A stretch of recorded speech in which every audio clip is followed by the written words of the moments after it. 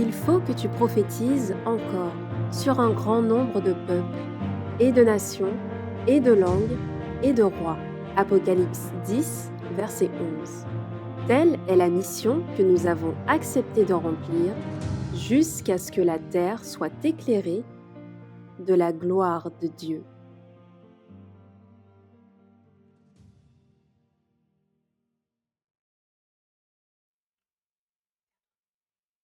Bonsoir à tous et Bonsoir. bienvenue à ce séminaire sur le message des trois anges.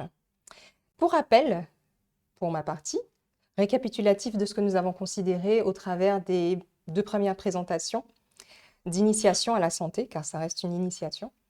Le premier jour, nous avons vu que Dieu veut pour ses enfants une santé florissante, où notre corps, temple de son esprit, devient le lieu d'une restauration totale. Le deuxième jour, nous avons vu que choisir une alimentation principalement crue, végétale et alcalinisante n'est pas seulement un acte de santé, mais un acte spirituel qui va honorer Dieu et notre corps qui est son temple. Si l'alimentation est le carburant divin de ce temple, eh bien, ce que nous allons considérer aujourd'hui, à savoir l'exercice physique, en est l'entretien. Donc, nous allons continuer notre voyage sur la santé intégrale en découvrant comment Dieu a conçu le mouvement comme un pilier essentiel pour une vie d'épanouissement dans sa volonté. Mais juste avant de commencer, je nous invite à la prière.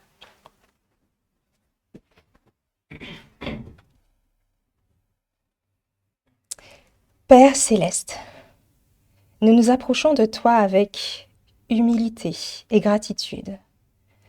Merci pour ce moment que tu nous donnes. Nous te prions que ton esprit nous guide et nous conduise durant ces instants. Ouvre nos pensées, dispose chacun de nous à recevoir ce que tu désires nous enseigner. Accorde-nous la sagesse et la réceptivité.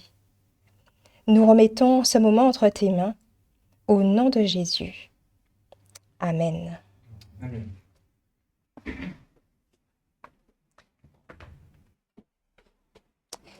Dans notre monde, qui est moderne, où la sédentarité s'est installée comme une norme, où les écrans nous fixent à des sièges, où les moyens de transport nous poussent à réduire au maximum nos mouvements, eh bien, il nous devient vital de découvrir cette vérité fondamentale.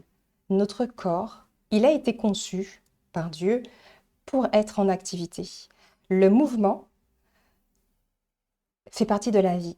Et l'apôtre Paul nous le rappelle en 1 Corinthiens, le chapitre 6, les versets 19 à 20. Et nous l'avons déjà lu plusieurs fois durant les précédentes présentations. Notre corps est le temple du Saint-Esprit, qui est en vous, que vous avez reçu de Dieu, et que vous ne vous appartenez point à vous-même, car vous avez été rachetés à un grand prix. Glorifiez donc Dieu dans votre corps et dans votre esprit qui lui appartiennent. Amen. Cela implique, eh bien, à maintenir notre corps dans des conditions à être apte à faire sa volonté.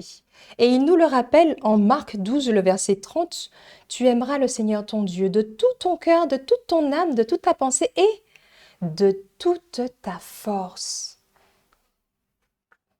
Trop souvent, eh bien, ce commandement, il est considéré que sur l'aspect spirituel. Mais il inclut aussi la gestion et l'équilibre de notre corps et de nos capacités physiologiques.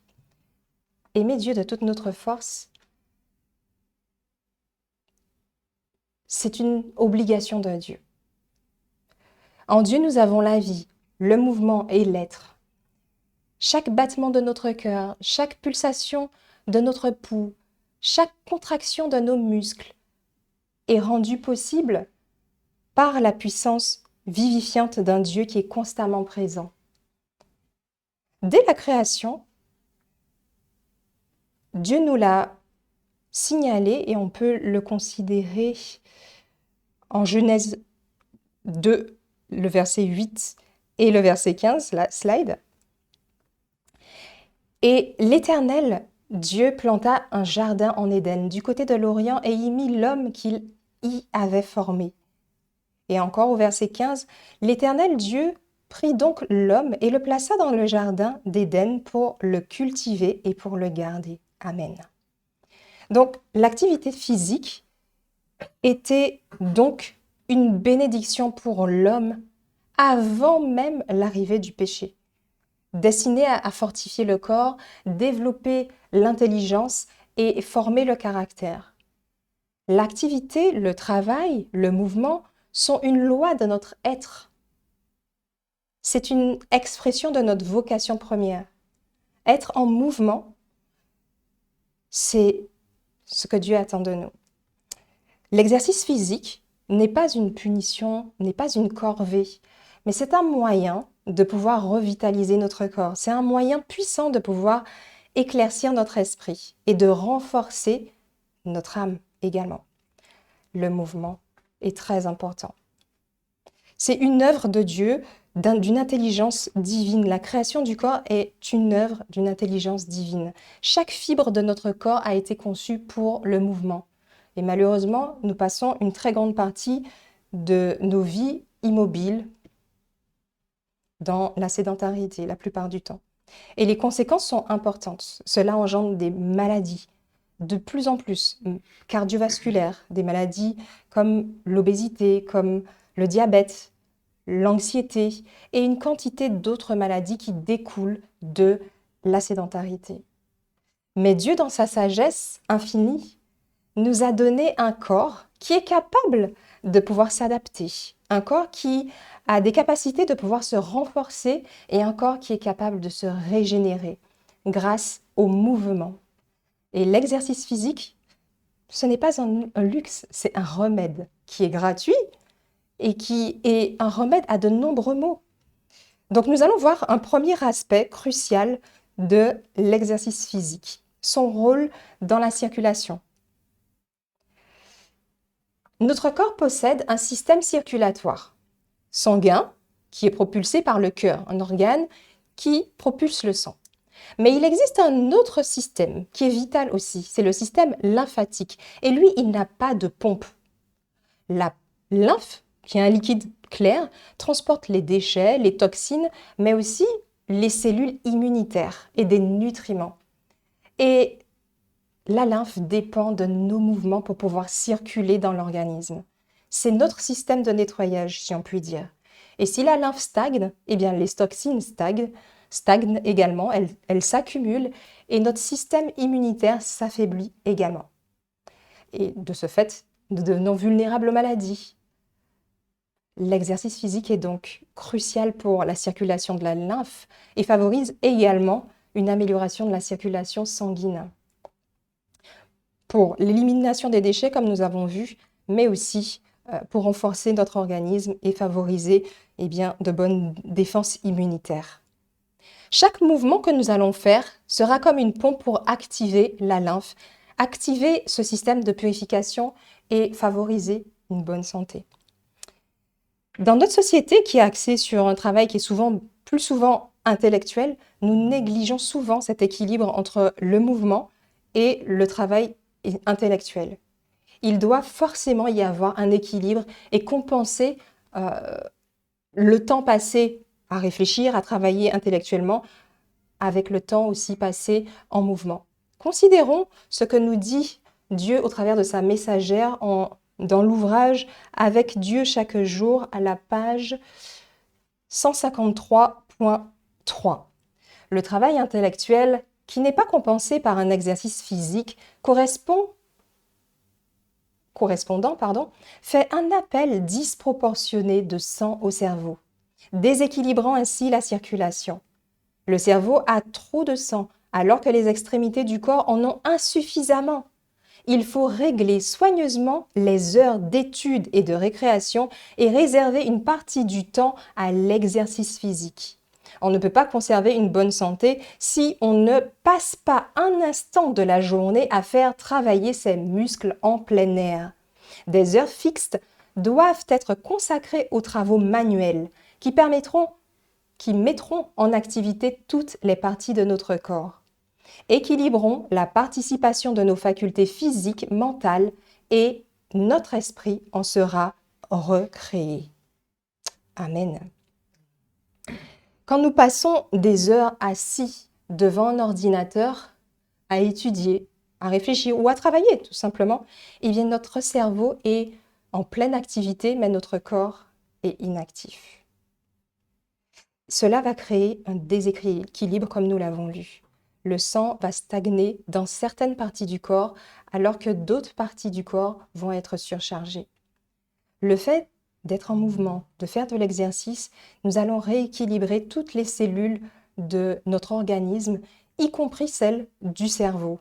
Et ainsi, nous allons pouvoir maintenir une circulation sanguine harmonieuse. C'est pourquoi, même si aujourd'hui, vous avez peut-être un travail sédentaire, il est impératif aujourd'hui de se lever. Il est impératif de bouger. Il est impératif de s'étirer régulièrement. Une pause de quelques minutes dans le travail ou autre, ou toutes les heures si c'est possible, va aider à faire des merveilles pour la concentration, pour la productivité et surtout pour le bien-être général. L'activité physique est essentielle non seulement pour la santé du corps, mais pour celle aussi et surtout de l'esprit. L'exercice est un moyen de renforcer les nerfs, d'améliorer la digestion et aussi de favoriser un sommeil réparateur. Les avantages de l'exercice physique sont bien au-delà de la simple perte de poids ou du renforcement musculaire. C'est un remède naturel à de nombreux maux. Le mouvement va favoriser la guérison de maladies telles que le diabète de type 2. Et oui, l'exercice physique est un remède simple et efficace contre le diabète de type 2 parce qu'il va aider le corps à mieux utiliser le sucre, le glucose, le sucre qui se trouve dans le sang. En bougeant, les muscles vont utiliser ce sucre, ce glucose, pour produire de l'énergie, ce qui va faire baisser la glycémie et améliorer la sensibilité à l'insuline. C'est une hormone aussi qui est une hormone qui régule en fait la quantité de sucre dans le sang. Mais même avec moins d'insuline, le corps gère mieux l'équilibre qui doit être fait lorsqu'il est en mouvement. Le mouvement va aussi favoriser une bonne santé cardiovasculaire. Le fait de faire de l'exercice de manière régulière, cela favorise la circulation sanguine, comme nous l'avons vu précédemment, va aussi diminuer le risque de maladies cardiaques et d'accidents vasculaires cérébraux.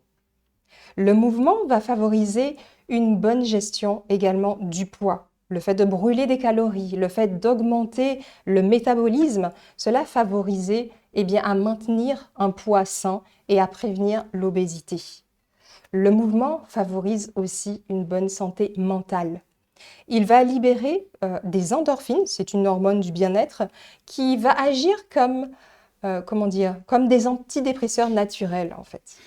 L'exercice va réduire aussi le stress, l'anxiété. Il va améliorer l'humeur et la qualité du sommeil. C'est une très bonne façon de se vider du stress quotidien, le fait de partir courir ou de faire de l'exercice. Le mouvement va apporter aussi de la force et de la flexibilité, c'est-à-dire qu'il va renforcer les muscles, même les os et même l'équilibre et la coordination de manière générale, ce qui va réduire le risque de chute, ce qui va réduire le risque de blessure. Le mouvement va aussi renforcer une immunité optimale, c'est-à-dire qu'on sera moins vulnérable aux infections. Le mouvement va aussi favoriser une bonne clarté mentale. On peut mieux comprendre la parole de Dieu, on peut mieux comprendre même lorsqu'on doit travailler. L'exercice améliore la fonction cognitive, la mémoire et la capacité de concentration. C'est un excellent moyen de stimuler la créativité, la productivité, et ce même au travail également. Le mouvement favorise même une bonne confiance en soi. Le fait de pouvoir atteindre des objectifs, cela renforce aussi l'estime de soi et ce sentiment d'accomplissement. Alors peut-être que vous vous demandez comment intégrer plus de mouvement, dans notre vie. Ou si peut-être vous n'êtes pas un grand sportif ou vous avez des difficultés à faire certaines activités. Il ne faut pas vous mettre à la pression, mais chaque petit pas compte. Ce qui est important, c'est de choisir une activité pour laquelle on a du plaisir. Ou même commencer simplement par 10 à 15 minutes de marche par jour. L'importance va être la régularité. Le fait de commencer petit à petit, jusqu'à devenir une habitude, là, c'est plus facile maintenant d'augmenter la durée et la continuité en augmentant au fur et à mesure le nombre de minutes. La marche, par exemple, est un bon point de départ si on a beaucoup de difficultés à faire différents types d'exercices. L'essentiel est de commencer et de maintenir dans la régularité.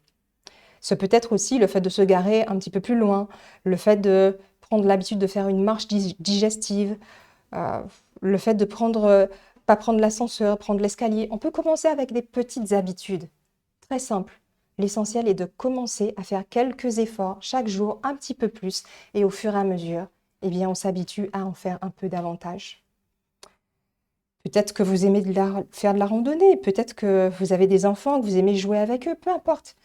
Dès que ce sont des moments qui sont agréables pour vous, cela va favoriser le fait de la persévérance. C'est la clé de la persévérance.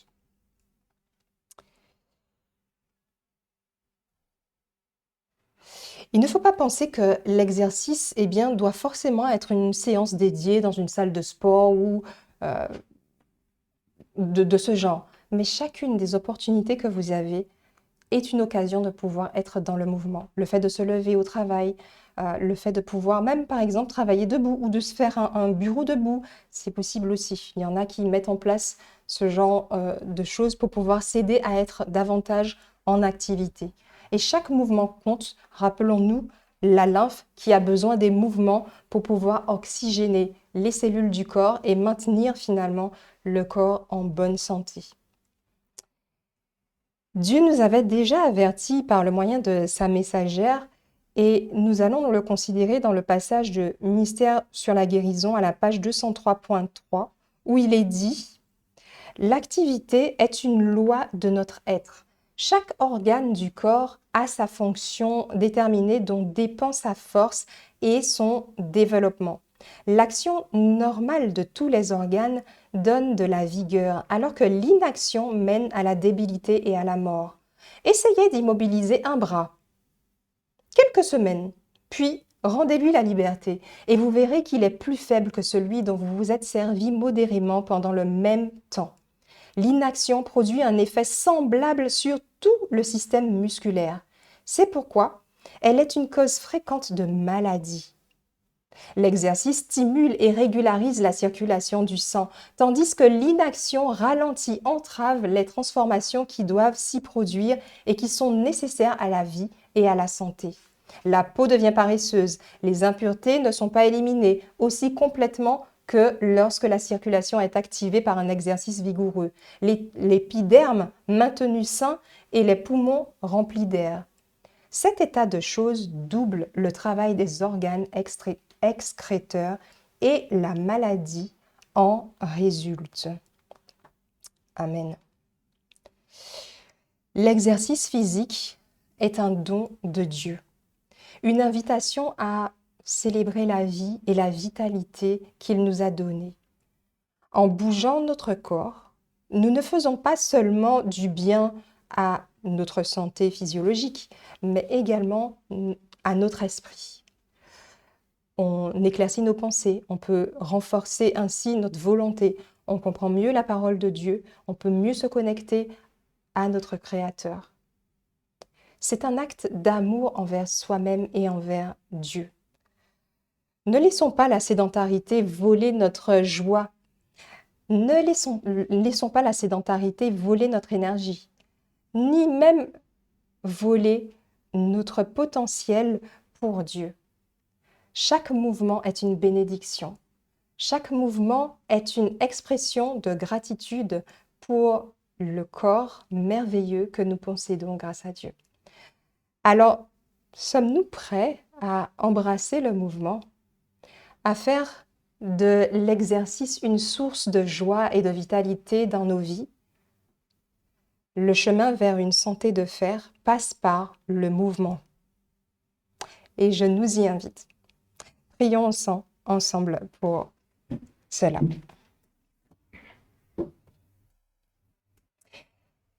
Éternel notre Dieu, nous voulons te remercier pour le privilège d'avoir médité sur ce don merveilleux qu'est le mouvement, que tu as conçu pour notre santé, notre équilibre, notre sanctification.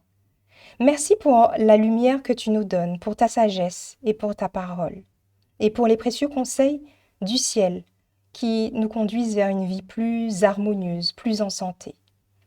Alors que nous terminons ce moment, que ton esprit nous fortifie, afin que ce que nous avons entendu ne reste pas seulement de la connaissance, mais devienne une pratique vivante, une habitude saine, un style de vie pour ta gloire. Aide-nous à combattre la sédentarité, à vaincre la lassitude et à marcher chaque jour avec courage sur le chemin de la santé. Nous remettons nos vies, nos corps, nos projets entre tes mains, et tout cela dans le nom de Jésus. Amen.